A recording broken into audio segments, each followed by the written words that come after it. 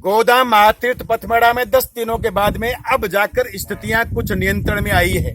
ये जो विशाल गोवंश पीछे देख रहे हैं, इनको पौष्टिक आहार मिलने लगा है। एक एक गोवंश तक गौ सेवक पौष्टिक आहार पहुंचा रहे हैं। अभी वो ट्रैक्टर जो है इस सारे गोवंश के अंदर पौष्टिक आहार देकर, और पौष्टिक आहार के लिए गोवंश में बड़ा उत्साह है और धूप भी 3 दिनों से निकली है।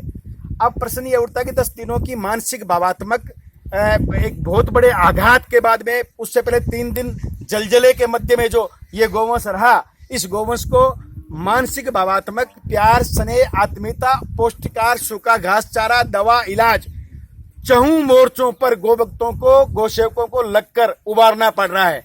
गोवंश बहुत ही संवेदनशील होता है। भारतीय नस्लीय गोवंश जो है वो इतना संवेदनशील होता है कि उस गोवंश को भाव रूप में आत्मीयता जताने से ही वो बहाल हो पाता है, पुनः जीवन की ललक पैदा हो पाती है।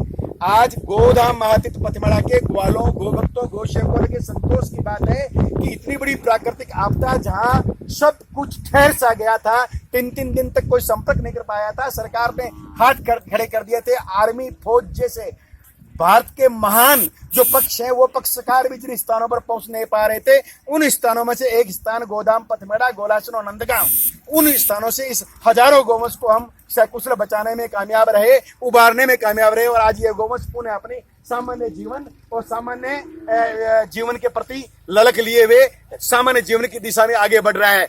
ये एक तरह से बहुत बड़ी विपत्ता थी, प्राकृतिक आपदा थी, लेकिन उस आपदा से उभरने के बाद में एक संतोष का भाव, एक दुख पाने के बाद में एक विश्राम का भाव की स्थिति में, एक गोभक्त के नाते, गोसेवक के नाते आज मुझे खुशी है। और मैं बधाई देना चाहूंगा उन ग्वालों को, ग्वाला परिवारों को, उन माताओं, बहनों, बच्चों को, जिन्होंने जान की बाजी लगाकर उस भयंकर त्रासदी के मध्य में इस गोवंश को बचाने में अपना सब कुछ दांव पर लगाकर एक कामयाबी हासिल की, उपलब्धि हासिल की। जय गौ माता, जय गोपाल, जय गौ माता, जय।